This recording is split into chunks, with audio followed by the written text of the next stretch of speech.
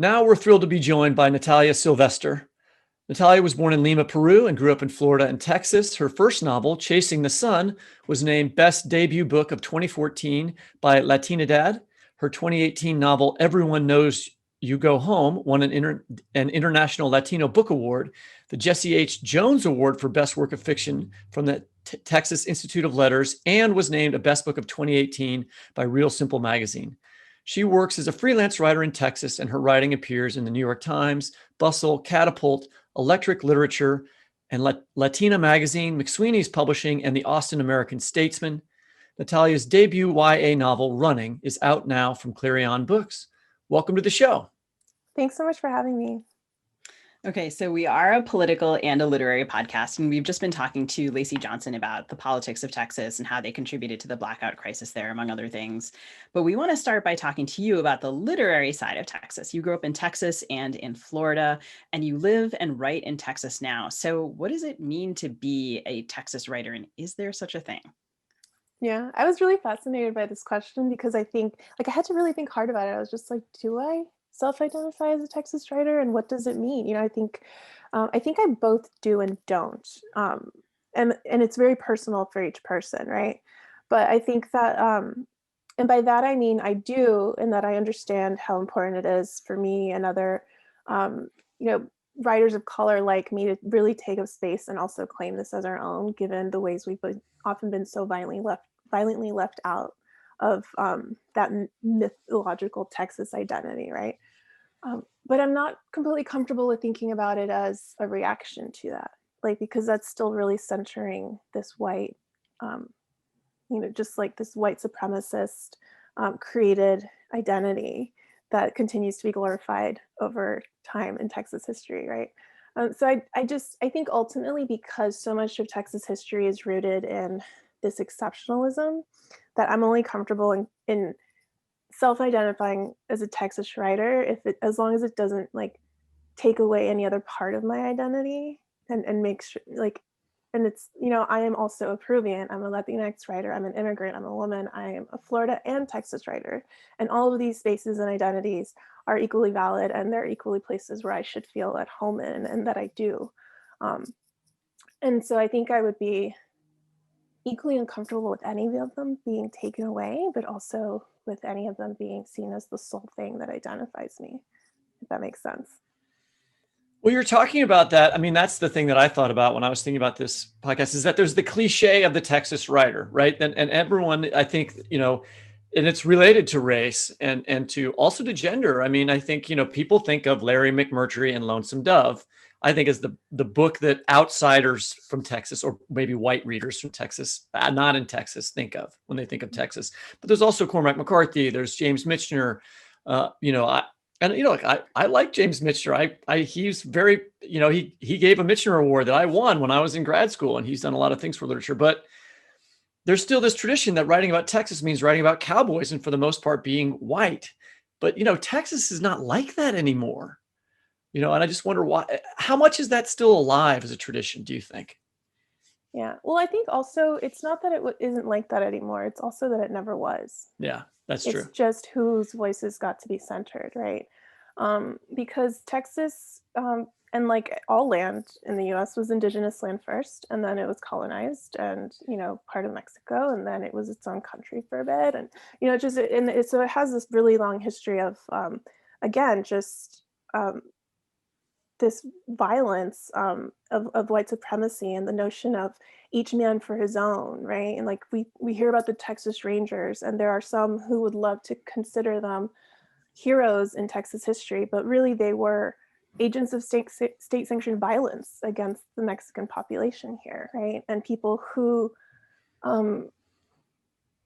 had land here, and whose land was taken from them, and who were massacred, and who were subjects of lynching, were actually victims of lynching even in the 20th century. So this isn't really long, this isn't a distant history, right? And who now, tell me people who are Texas writers who work outside of that myth. So there's a project called Refusing to Forget, and it's refusingtoforget.org, I believe. And it's created by John Moran Gonzalez, Monica Munoz Martinez, Christopher Carmona, and they're all Texas writers who are, as the name of the organization implies, it's really refusing to forget the true history of Texas that isn't just about this mythical cowboy hero, right? And that is really telling the truth of it and telling the truth not only of the contributions of Mexican Americans, but also the violence that they were subjected to systemically over, for generations. And then there's also gosh, we have such a rich, rich literary community, like writers like Brian Washington, who wrote Law and Memorial. There's the poet Tarfia Faizullah, who I had the pleasure of meeting a couple of years ago. Addie Tsai is in Houston. She wrote this really great YA novel called Dear Twin. Varian Johnson has written countless children's books, and so many of them are really beautiful stories about Black history in Texas. And I mean, there's just so much, I think of Roberto Bolaño, this may sound weird, as being a Texas writer, although I don't think he ever lived in Texas, but because of his 2666 series and that so many of that was taking place in Texas and in and around Juarez, I think of him as a Texas writer. Donald Barthelme, a great postmodernist writer who does not traffic in the cowboy myth except to make fun of it, is also, he grew up in Texas and founded that creative writing program in Houston. So I think of him as a Texas writer as well. Yeah. It also seems like so much of this is, as you were saying before, Whitney, like tied to masculinity, and a lot of the writers that you've mentioned, and some others that I can think of too, like Anna North's Outlaw just came out, and then of course there's Pam Zong's How Much. Catherine Ann Porter is from Texas. There's sort of right, like there's there's Westerns, and then there's Texas, and then as you know, like there's sort of the border, and for those who are not watching the virtual book channel, I'm putting air quotes around that in the video. Right. So, and you're talking about like the way that these borders are really porous and how this literature has always been here. And as you know, like so much of it is coming rightfully to more mainstream center stage now. And that is a mainstream center stage, but it also sounds like a lot of the writers that you're talking about are really, defining their own terms. So how does this narrative get changed? Like what sorts of different forms or strategies do you see people using, and what sorts of stuff are you thinking about yourself in relation to being a Texas writer who's subversive? Is that fair? I don't know. I honestly, I think that it depends on, it changes, right? It depends on the spaces that we find ourselves in, I think sometimes there are times where my place is really, I feel like it's more about supporting. Like there's this really great bookstore and organization called Red Salmon Arts that was founded in 1984 and by the activist Raul Salinas. He was also a poet. And it's the longest running, at least from what I know in Texas, the longest running Latinx, Chicanx, and Indigenous bookstore, right? So these are people, like, they've been doing this work for so long that every time I find myself in that space, I feel like just in awe of the writers who are not, they're actually, their work isn't just about writing, it's also community building through their voices, right? There's people like Tony Diaz in Houston who have worked for a long time to get Mexican American studies into the curriculum of Texas schools, and things like that I think are just so important, because again, it's just about how do we really tell the truth? We need to get through, we need to cut the crap, right? That has been, that has been all about glorifying that one myth of Texas history.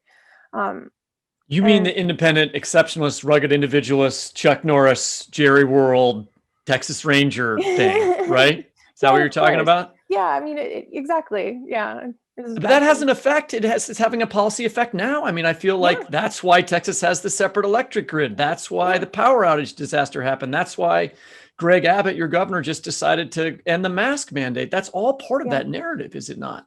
Of course. Oh no, and it's harmful to this day. I mean, gosh, what was it, Rick Perry, when he said, "Oh, Texans would rather freeze than," I don't want to, like, it was so ridiculous. He was and the lieutenant governor volunteered for old people to die. It's all the same thing. They've been reading the same books, these guys. And it's this warped sense of freedom of like, well, freedom means that we don't need anyone and we don't help anyone almost. And but again, it is also deeply rooted. It is very much like this male patriarchy thing, right? Because, for example, it doesn't apply to uteruses when they want to govern people's bodies. But Rick Perry was happy to say, "Oh, we want government out of our businesses," right? And that's why they've always had the Texas grid be independent, and that's what left so many people freezing and dying during this storm. It was really just horrendous to watch. So your novel Running is actually set in Florida, but the issues, as we've mentioned, seem totally applicable to Texas. And for instance, there's a moment early on when the narrator criticizes her father, who's running for president, for doing something refi. Am I saying that right?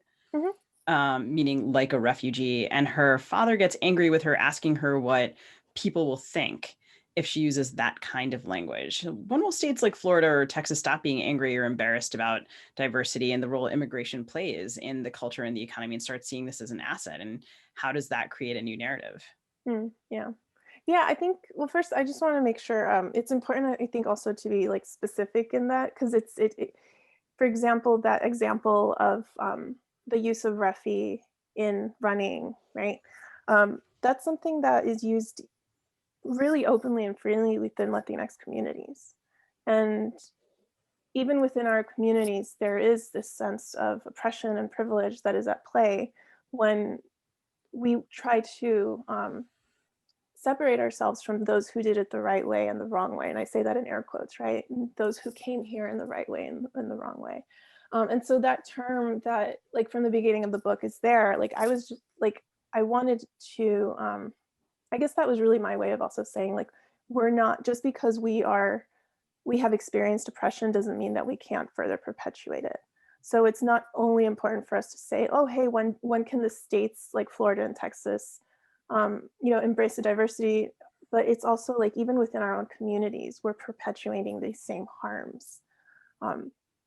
And as far as, when can we embrace the role of immigrants? And, I don't know that it's, I think it's, of course, embracing it is important, but the thing is that both Texas and Florida have been, and really you can say the whole country, but like, everyone has been benefiting from immigration, right? All the time. Yeah. But it's really that they're exploited. So many immigrants, and especially undocumented immigrants, are exploited. The ways that they do contribute to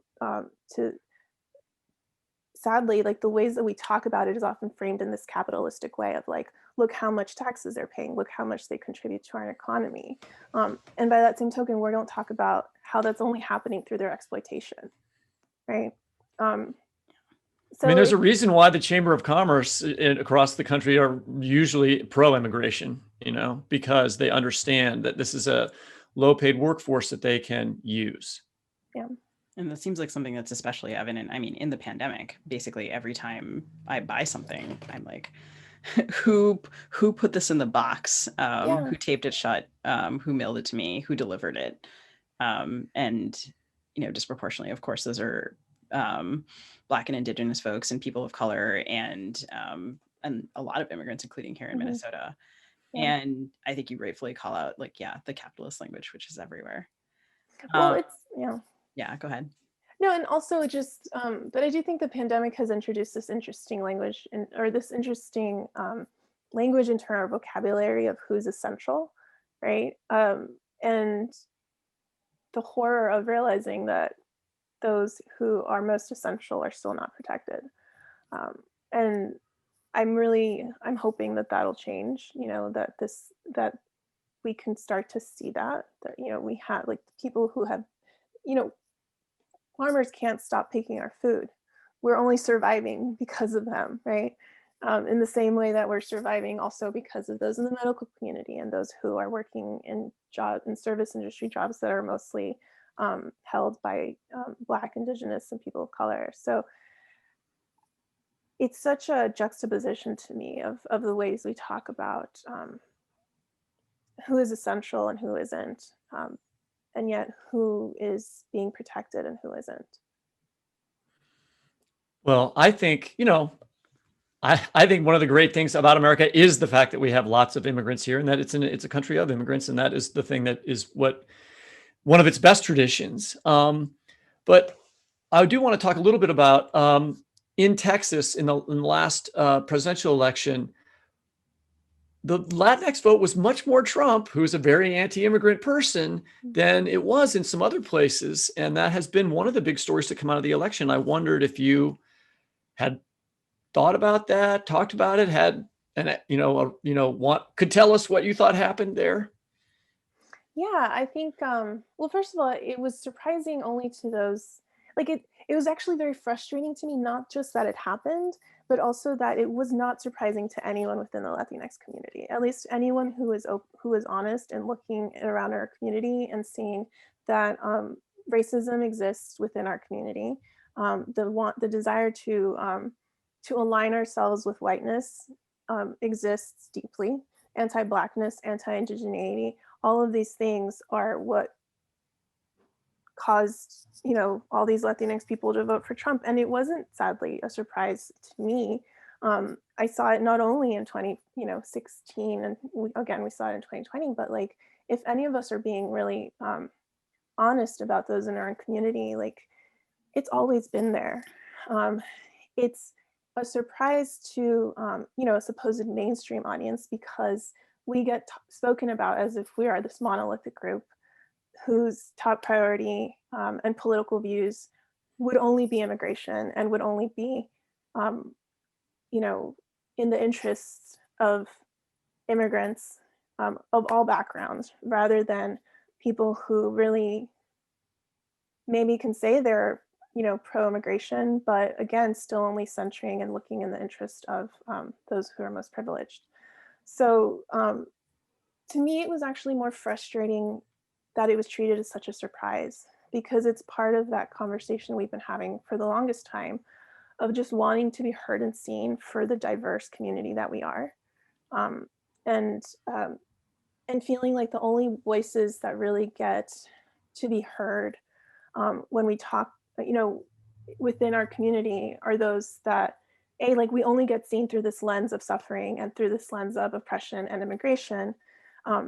And I think it's not just that our strength and resilience and beauty and joy deserve to be celebrated, but we also need to be able to, for me, it's like, what good is representation if we're only looking at the beautiful things of our community and not also acknowledging the ugly things, right? And so I was really, like I said, it wasn't a surprise at all. Like, there's so many,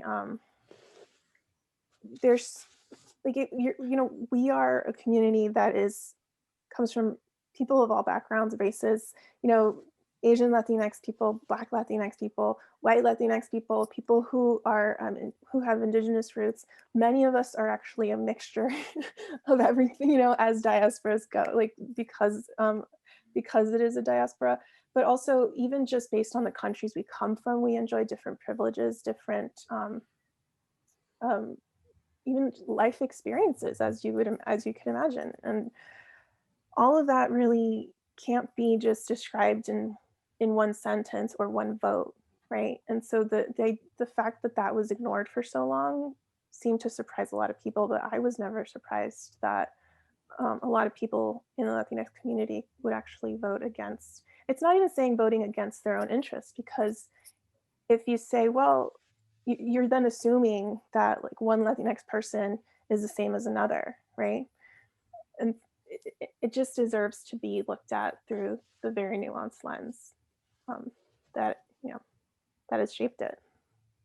It's interesting, both reading your book and thinking about this issue and listening to you talk. I binged Treme with my partner, and there's a character in that show which is about post-Katrina New Orleans, a Texas businessman who is Latinx, who is Republican, and sort of shows up and says, I'm the person in my family who votes Republican. And this character, sort of, is there to make a dollar, and is also, connected to his community, and like transcend, like, sort of moves between wheelers and dealers and people who are construction workers who are trying to get back on their feet in New Orleans. And I think, if I'm remembering correctly, and Whitney, I know you've seen this series too, so maybe you recall, Nelson Hidalgo is maybe like an oilman in Texas, or like is connected to that industry. And I was thinking about just what oil and natural resources and stuff have to do this, because this is also sort of like part of the,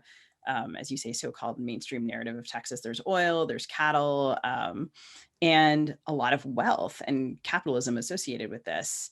And Texas has always been this wealthy state. And yet, unlike California or New York, it has, at least in recent years, been a wealthy and conservative state. And Lacey Johnson was just talking about voter suppression. And I wonder what you kind of think about how you characterize Texas conservatism in those ways.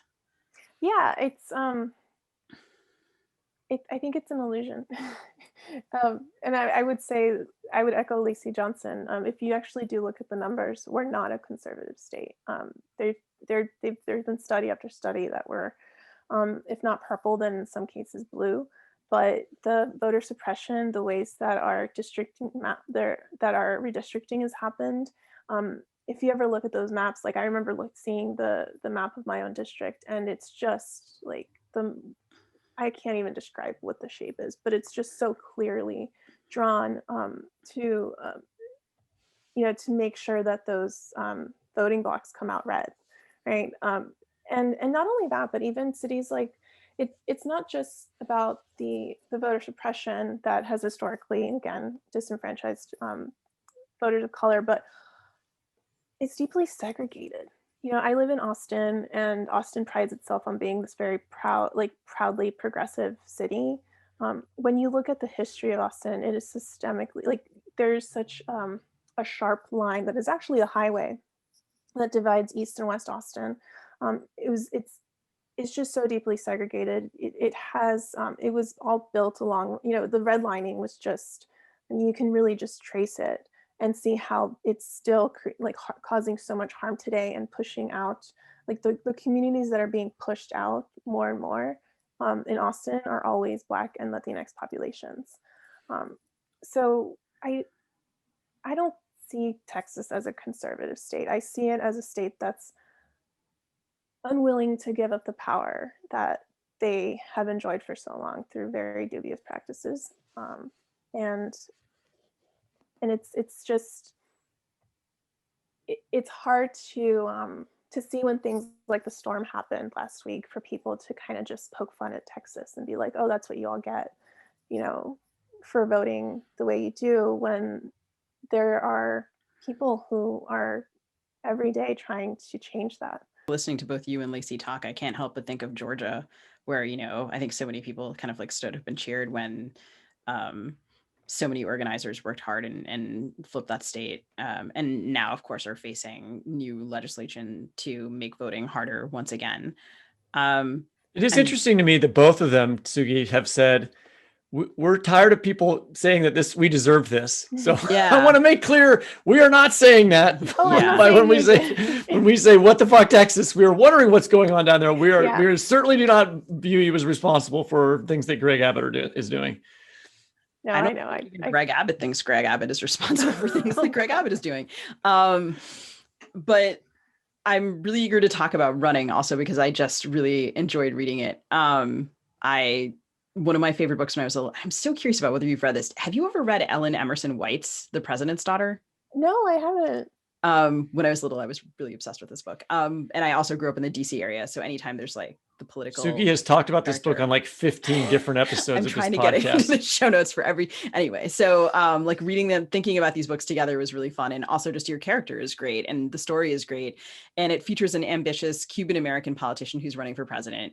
It's really interesting to me also that the two states you grew up in, Florida and Texas, have senators who are Cuban American and who ran for president, Marco Rubio and the increasingly infamous Ted Cruz, respectively. And what was it like for you to watch Rubio and Cruz run against Trump in 2016? And when did you begin writing the book, before or after that? I started writing it during. Oh. And yeah, it was very interesting, actually. The idea for Running actually came to me while watching a speech by one of them. I won't say who. But it was because I saw there was a speech and I could see their daughter, like his daughter in the background. And I couldn't figure out I was just fascinated by what must she be thinking in this moment, because there was an expression on her face that I just couldn't place. And I just kept thinking, like, what must it be to be this daughter who has to, like, literally and figuratively stand behind your father and support them, and support him when, what if you don't support his views? What would it mean to step into your own power within the context of this campaign that's happening at a national level? And it was really interesting because, like I said, I started writing it during the election, like during the campaign. Once the elections happened, I couldn't keep writing it. I actually took like months where I just couldn't focus on anything to do with writing. And I was just trying to see, like, what can I possibly do to counteract all the harmful measures that are going to be in place soon. And so a lot of that time I spent like being at the Texas Capitol. At one point I remember meeting with Ted Cruz's office. I met with Senator Cornyn in Washington because when we all went to DC for AWP, he had like a happy hour coffee with Texans where he like welcomed all his Texans to come visit him. And I don't think they were expecting us. But it was, in a way, I think it ended up being this, looking back, I realized how much of my own frustrations with both, Cruz here in Texas, and, I still follow so much of Florida politics. And so with Rubio as well, just kind of all mixed together into this like ball of rage. And to be fair, one of the challenges of writing it was making sure that the character in this book, Anthony Ruiz, was also his own character, that it wasn't just me like channeling all my frustrations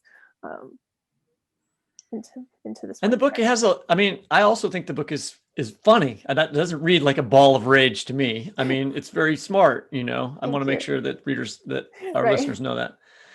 Well, that was thanks to Maddie and her friends. And that's the thing I think I will say that writing this book is actually what ended up helping me come back to even just looking at my own advocacy and activism from a place of hope and from a place of joy. Because like Maddie finds friends in her life who help her see that too. And I think it ended up being a book that I just needed to write, not only for myself, but hopefully others would find hope in it too. But in that time for me, it was just almost like I was writing myself back to a place of hope rather than a place that was only about my own despair and rage. I feel like, one thing that I thought about a lot while I was reading Running was, of course, this was, we just got through the whole Ted Cruz goes to Cancun and blames it on his kids fiasco and leaves his poodle behind. And it's so embarrassing to have your dad blame you for this hugely public mistake, Your character seems like a better guy than Ted Cruz, but your novel Running is very aware of the embarrassment that is possible in political life for politicians themselves and especially for their children. I wondered if you could read to us a passage about that. Oh, sure. Yeah. Thank you for mentioning that. So let me see. So this is actually a passage in the very first few pages of Running. My character Maddie is reflecting on the ways that her dad's campaign has made her life pretty hard, like a lot harder. And it's all because of something he did during a primary debate, or something he said. Last week, during the primary debate, Papi messed up bad. I could tell by the way Mani, who sat between me and Ricky in the front row, squeezed my hand like she was making orange juice. The moderator had asked my father about climate change, about why the party is so averse to using those two words when Miami Beach is already being affected by sea level rise. That's not entirely accurate, Papi said, in this vague, could mean anything way that I'm starting to realize is probably the point. He added that the weather patterns are not necessarily man-made, and that what's happening on the beach shouldn't be blown out of proportion. When a hurricane blows our way, do the other 49 states duck for cover? No, because we're talking about Miami, not the whole country, he said. Then, maybe out of nerves, or maybe thinking it'd be funny, he chuckled and added, we can be our own Latin America bubble sometimes.